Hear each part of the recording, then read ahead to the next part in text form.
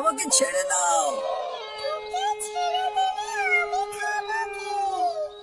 অনেকদিন পরে মানুষের রক্ত খেতে পাবো। না না, আমাকে ছেড়ে দাও।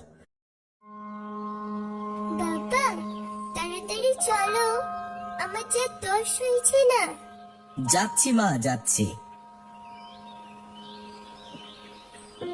দেখো গো দেখো, গাছে কত ফল হয়েছে, আর আমাদের অভাব থাকবে না। হ্যাঁ মা, বাড়ির ছাদের যেটুকু অংশ খারাপ হয়েছে, এই সমস্ত পেয়ারা বিক্রি করে আমাদের চালটা এবার সারাতে পারবো। সেই কবে থেকে চালটা নষ্ট হয়ে আছে।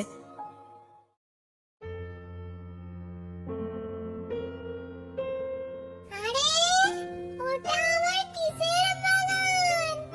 ফলগুলো তো চেনা চেনা লাগছে, সুগন্ধ তো বেশ ভালোই আসছে।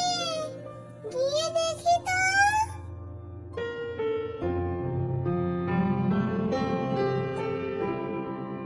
অনেকদিন হলো যেখানে সেখানে ঘুরে বেড়াচ্ছি, এবার একটা থাকার জায়গা পেয়েছি।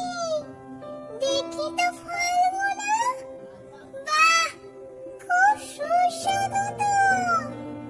এগুলো তো পেয়ারা, তাতে আমার কি? আর কোনো চিন্তা নেই, কদিন এখানে আরামে কাটিয়ে দেওয়া যাবে।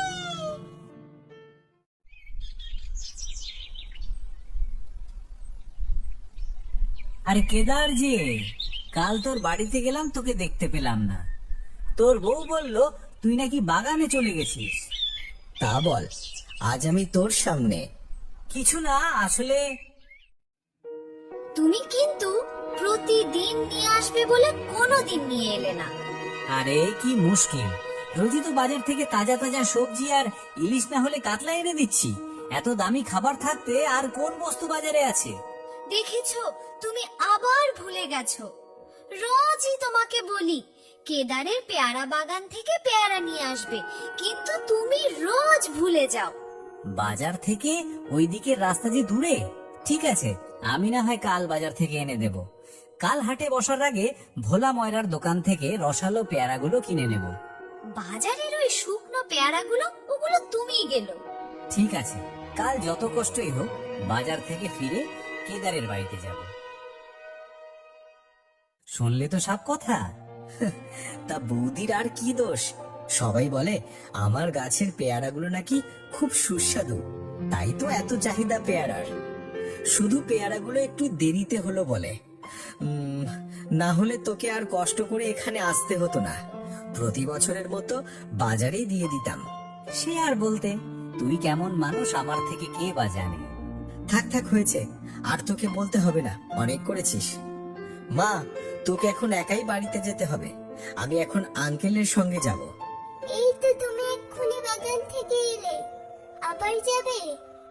হ্যাঁ মা, তুই চিন্তা করিস না, মাকে গিয়ে বলবি আমি একটু পরেই বাগান থেকে ফিরছি। ঠিক আছে বাবা।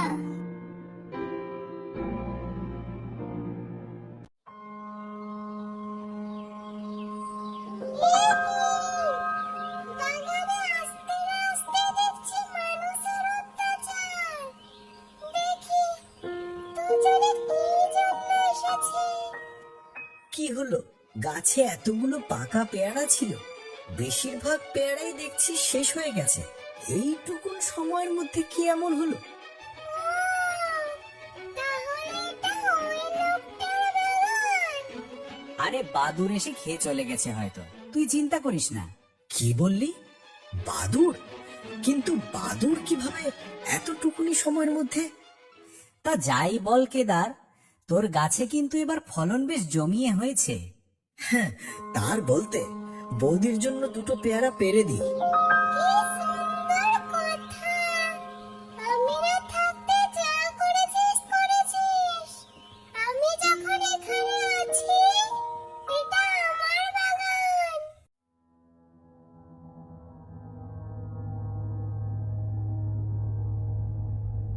ওরে বাবা ভূত, আমি আর এক মুহূর্তেও এখানে থাকবো না।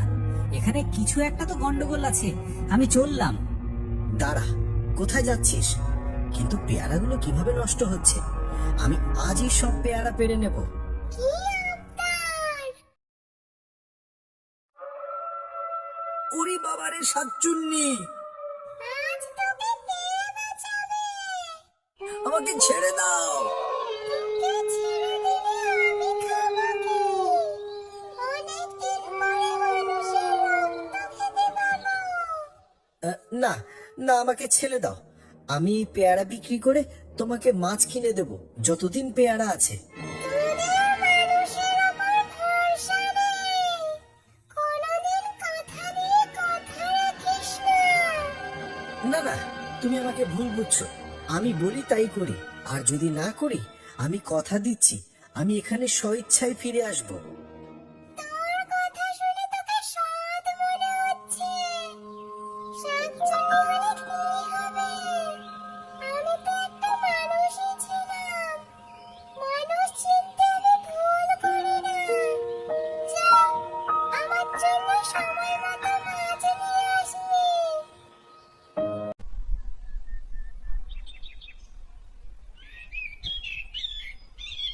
কিছু না, বাগানটা অনেক নোংরা হয়েছিল তাই পরিষ্কার। যাক, আমার জীবনে প্রথমবার একজন সৎ মানুষকে দেখতে পেলাম। কিন্তু একটা মাছ দিয়ে কি হবে? আমার জন্য আরো বেশি করে মাছ নিয়ে আসবি। কিন্তু এই পেয়ারা বিক্রি করে কত টাকা হবে? এর থেকে বেশি মাছ কোথায় পাবো? সে আমি জানি না। তুই কোথা থেকে মাছ নিয়ে আসবি, কোথায় খেলা ফোনে, কিন্তু আমি তোর। না না না, তোমাকে উত্তেজিত হতে হবে না। আমি কাল বেশি করে মাছ নিয়ে আসবো। আজ যে মাছ নিয়ে আসবে বলেছিলে? হ্যাঁ মা, কিন্তু পেয়ারা বিক্রি করে সময় পেরিয়ে গেছে, সেই জন্যই মাছ কিনতে দেরি হয়ে গেছে। চিন্তা করিস না মা, আমি পরের বাজারে নিয়ে আসবো। মা দেখো, বাবা কেমন একটা হয়ে গেছে যেন। হ্যাঁ, আজ দুদিন ধরে দেখছি মানুষটা ঠিক মতো কথাবার্তা বলছে না। তোর বাবা বাজারে গিয়ে মাছ কিনে নিয়ে আসবে না, সেটা কখনো হতে পারে? মানুষটার মধ্যে কেমন যেন একটা পরিবর্তন এসেছে। ব্যাপারটা একটু নজর দিয়ে দেখতে হবে। পরের দিন ভোর হতেই কেদারের বেরিয়ে পড়াতে তার পিছু নেয় মা এবং মেয়ে। সেখানে গিয়ে তারা শাকচুন্নির মাছ খাওয়ার পুরো ব্যাপারটা দেখে ফেলে। আজকে আবার এই কটা মাছ? কি করব, বাজার শেষ করে পেয়ারা কিনতে দেরি হয়ে গেছে, তাই মাছ কিনতে পারিনি। মা দেখো, বাবাকে শাকচুন্নি ঘিরে রেখেছে। চল, আমরা সাধু বাবার কাছে যাই, গিয়ে ওনাকে ডেকে নিয়ে আসি। বল মা, তোর কি হয়েছে? তার মা সাধী বাবাকে সব খুলে বলে। বুঝেছি, ওই শাকচুন্নি আমার হাত থেকে পালিয়ে গিয়েছিল। চল আমার সঙ্গে। এদিকে শাকচুন্নি গাছের সমস্ত ফল শেষ হওয়াতে সে কেদারকে বলে, এই বাগানে তার ফল নেই। এবার থেকে রোজ তোকে আরো বেশি করে মাছ নিয়ে আসতে হবে। আর মাছ কোথার থেকে পাবো? পেয়ারা ফল যে শেষ হয়ে গেছে। শাকচুন্নি, আমি বড়ই খারাপ। আমার সুবিধা না হলে আমি কাউকে ছাড়ি না। আজ তোর রক্ত খেয়ে আমার পেটটা জোড়াবো। এই পিচ্ছি শাকচুন্নি, তোর এত বড় সাহস! এ কি, সাধু বাবা, তুই এখানে? তুই কি ভেবেছিস আমার হাত থেকে মুক্ত হয়ে যাবি? আমার সামান্যটুকু ভুলের জন্য তুই বেঁচে গিয়েছিলি। আয় আমার এই বোতলে, না হলে তোকে সারা জীবনের জন্য ভস্ম করে দেব। না না, আমাকে মারিস না। আমি তোর ওই বোতলে বন্দি হয়ে যাচ্ছি। বাবা, তুমি ভালো আছো তো? হ্যাঁ মা, তোর মায়ের জন্যই আজ আমি বেঁচে গেছি। আর ওই শাকচুন্নি কখনো আসবে না। সাধু বাবা, আপনাকে অসংখ্য ধন্যবাদ।